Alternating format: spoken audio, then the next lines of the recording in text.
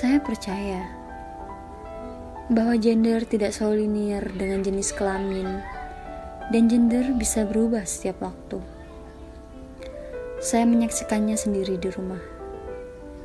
Jika Ayu Utami dalam trilogi Parasit Lajang mendeskripsikan dirinya dengan darah setengah monster dan setengah malaikat dari orang tuanya, saya kira saya juga begitu. Namun, dengan posisi yang berbeda, ayah saya adalah seorang malaikat.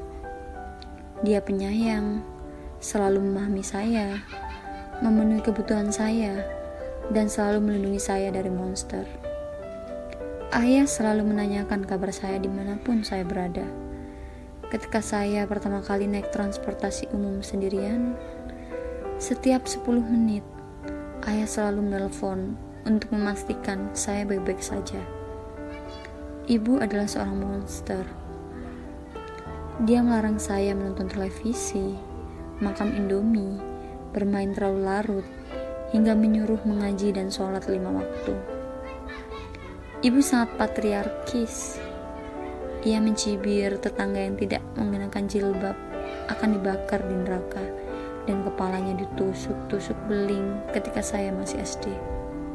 Ibu bilang, jilbab adalah perintah dan kewajiban bagi semua umat muslim. Oleh karena itu, menggunakan jilbab tidak bisa ditolak kebenarannya seperti Islam. Ibu benar-benar seorang monster. Dia memarahi ayah saya karena bersikap terlalu lembek terhadap saya. Jika saya membangkang, bagi ibu itu adalah bibit dari ayah saya yang tidak cakap memimpin keluarga. Saya belajar feminisme dan gender semenjak kuliah dan mulai memahami ketidakadilan dalam relasi gender di lingkungan saya, khususnya di keluarga saya sendiri. Buat ibu, laki-laki adalah kepala keluarga yang harus bersikap maskulin dan mengarahkan istri dan anak-anaknya. Dan baginya, ketidakmaskulinan ayah saya disebabkan oleh lemahnya iman dan kurangnya ia dalam melakukan ibadah. Ayah saya diam. Dia tidak pernah membalas makian dan hinaan dari ibu. Dia mencintai ibu saya dengan sangat dalam.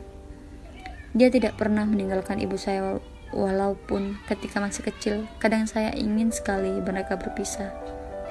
Dan kalau mereka berpisah, saya akan ikut ayah.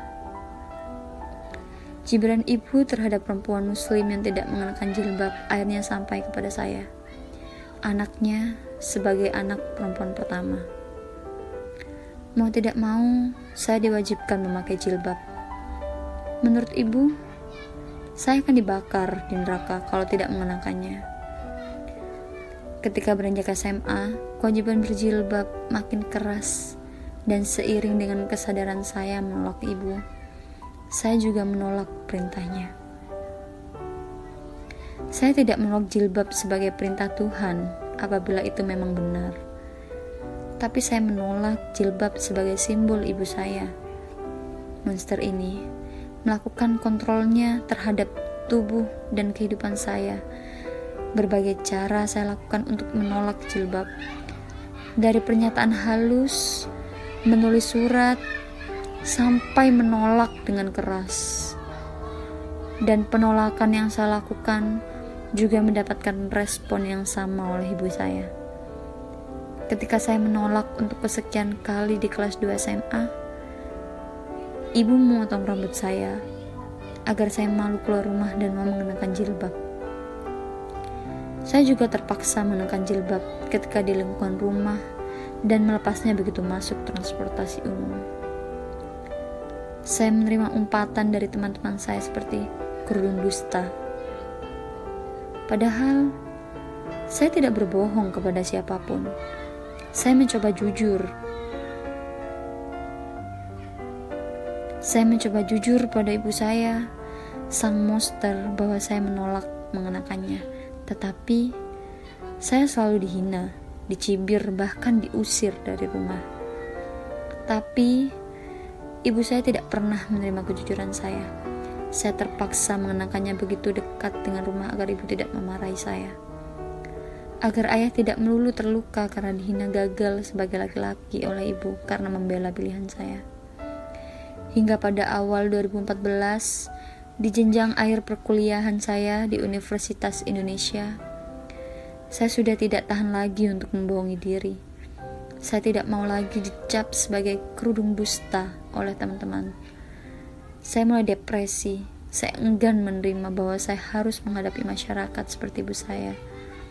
Karena itu, saya memilih untuk mengakhiri hidup saya.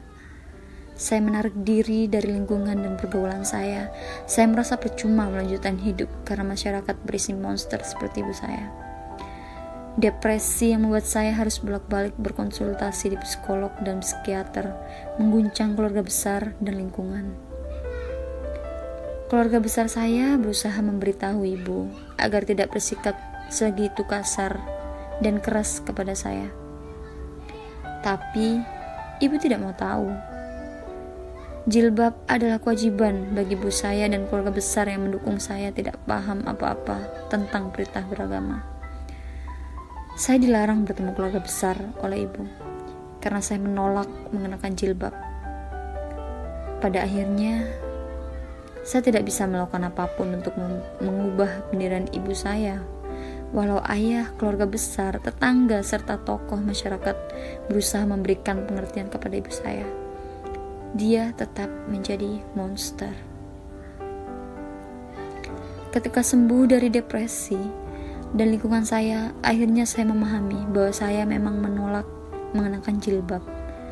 Saya mulai mengisi hari-hari dengan menulis dan membaca buku. Saya memperjuangkan teman-teman yang berusaha jujur pada dirinya tetapi ditolak oleh lingkungan. Permasalahan saya menjadi mengkerut. Saya tidak menjadi satu-satunya manusia yang tidak bisa jujur pada diri sendiri. Banyak teman-teman lain yang harus membohongi lingkungan dan diri sendiri karena tidak bisa meleleh. Empati saya muncul karena saya merasa kami punya permasalahan yang sama. Saya mulai mendedikasikan diri kepada suatu perjuangan lebih besar, kemanusiaan. Tetapi monster itu tetaplah ibu saya. Saya tidak bisa seperti sekarang tanpa ibu saya.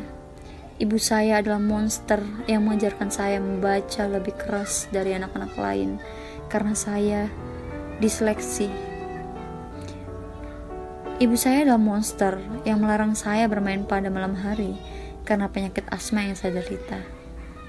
Ibu saya monster yang memberikan saya asupan buku-buku untuk dibaca karena tubuh saya lemah dan tidak bisa bermain di luar. Ibu saya monster yang melarang saya menonton televisi karena televisi memang tidak baik untuk perkembangan anak. Ibu saya monster yang tetap mencari saya untuk pulang walaupun dia sendiri yang mengusir saya dari rumah karena enggan mengenakan jilbab. Ibu memang tidak bisa berhenti menyalahkan ayah saya yang dianggap gagal mendidik saya dan memarahi saya yang dianggap kafir karena menolak mengenakan jilbab. Meski begitu, ibu menyayangi saya dan saya tetap menyayangi ibu saya. Ibu saya monster atau mother.